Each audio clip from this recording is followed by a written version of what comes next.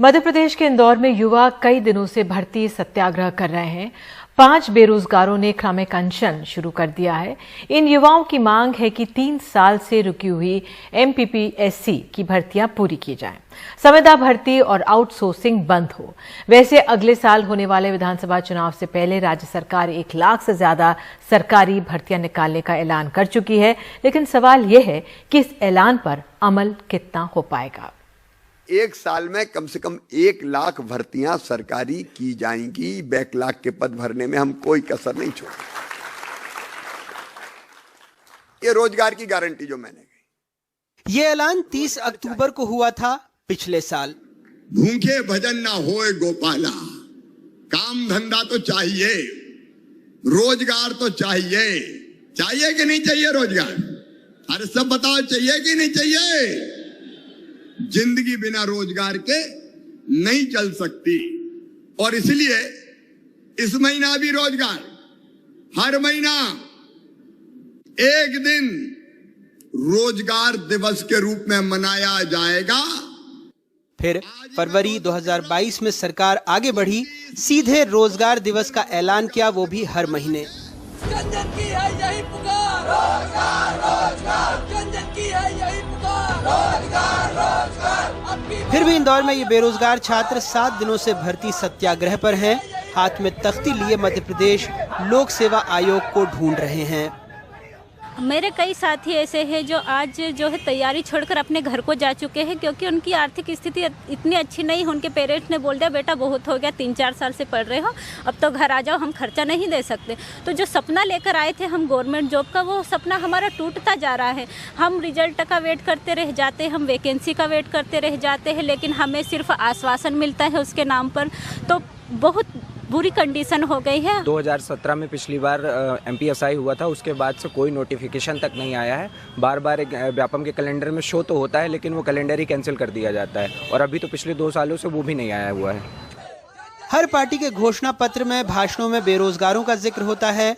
मुख्यमंत्री हर महीने इसका राग भी छेड़ते हैं। ऐसा भी नहीं है कि अलग से पद देने हैं। सरकार के ही 55 में से 44 विभागों में 3 लाख से ज्यादा पद खाली हैं। अकेले स्कूली शिक्षा विभाग में 87,630 पद खाली हैं। स्वास्थ्य विभाग में 14,313 पद खाली हैं। कृषि विभाग में 4,634 पद खाली हैं। छोटी छोटी 3 कहानियां और सुन लीजिए। 2018 में सरकार ने नौकरी दिलाने के लिए एक निजी कंपनी से करार किया। शर्त थी 10 साल में 11,80,000 युवाओं को नौकरी मिलेगी। अक्टूबर 2020 से मार्च 2021 तक सिर्फ 11,680 बच्चों को नौकरी मिली। 3 साल में कंपनी ने सिर्फ दफ्तर संवारा। वैसे सरकारी ऑडिट में पता लगा कि 4,421 युवाओं को ही नौकरी मिली। 4 करोड़ 17 लाख रुपए का भुगतान हो गया। दूसरी कहानी, सरकारी एजेंसी सेडमैप ने पंचायती राज विभाग के 1,144 पदों के लिए बेरोजगारों से आवेदन मंगवाए। 1,17,000 बेरोजगारों ने 650 रुपए प्रति आवेदन यानी 7 करोड़ 60 लाख रुपए दे दिए। 11,000 छात्रों को इंटरव्यू के लिए बुलाया गया। अब घोषणा हो गई कि भर्तियां निरस्त हैं। तीसरी कहानी, लोक सेवा आयोग ने 8 साल बाद आयुर्वेद चिकित्सा अधिकारी की परीक्षा ली। संविदा कर्मियों को बोनस नंबर दिए। कुछ छात्रों ने आरोप लगाया कि प्रश्न पत्र के क्रमांक पर व्हाइटनर लगा मिला। सेंटर पर CCTV कैमरे भी नहीं थे। ऐसे में इन्हें गड़बड़ी की आशंका है। ऐसे में इन युवाओं को सत्याग्रह के लिए जुटना पड़ा। सबका दर्द अलग। कोई आर्थिक तंगी से परेशान है तो कोई शादी होने और बच्चा होने के बाद भी बेरोजगार है। मगर सबकी उम्मीद यही है कि सरकार जागेगी और उनकी नौकरी लगेगी। काश ऐसा ही हो। देश में कई सरकारें अब इश्तिहार से ही चलती हैं। ऐसा ही एक इश्तिहार मध्य प्रदेश में बार बार चुनावी घोषणा पत्रों में आता है, अखबारों में आता है कि 1 लाख से ज्यादा सरकारी पद भरे जाएंगे। चुनाव का मौसम है तो इश्तिहारों की तादाद बढ़ती जाती है, लेकिन रोजगार नहीं मिलता और युवा सड़क पर ही रहने को मजबूर हो जाते हैं। भोपाल से कैमरा पर्सन रिजवान खान और इंदौर से समीर के साथ अनुराग द्वारी, NDTV इंडिया।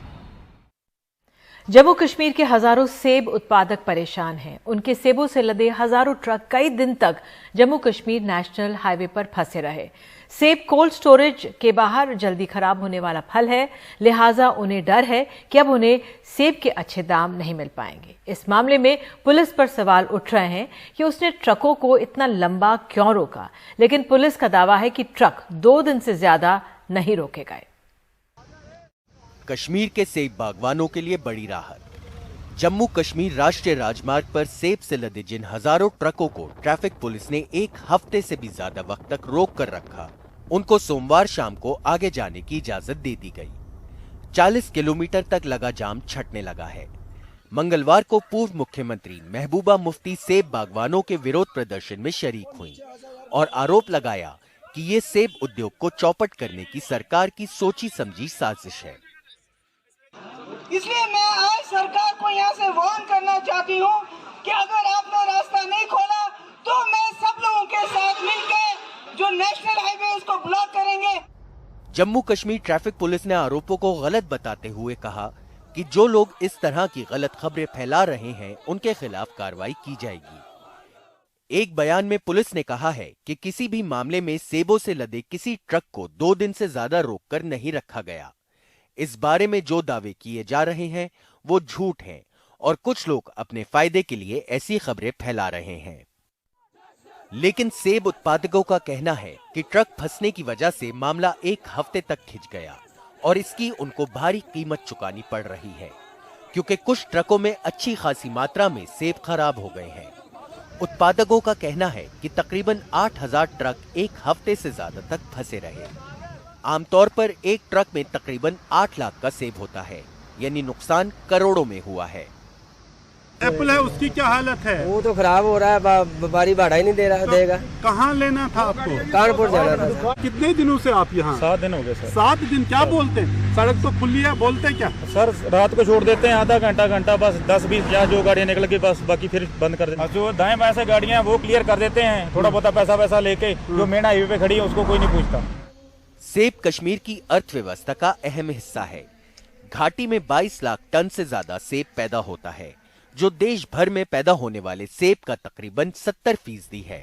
देश के बाजारों में ईरान के सेब के आने से कश्मीरी सेब पहले से ही मुश्किलों का सामना कर रहा है और अब श्रीनगर जम्मू हाईवे की समस्या ने इसके स्वाद पर भी ग्रहण लगा दिया है। श्रीनगर से नजीर मसूदी की रिपोर्ट, एनडीटीवी इंडिया।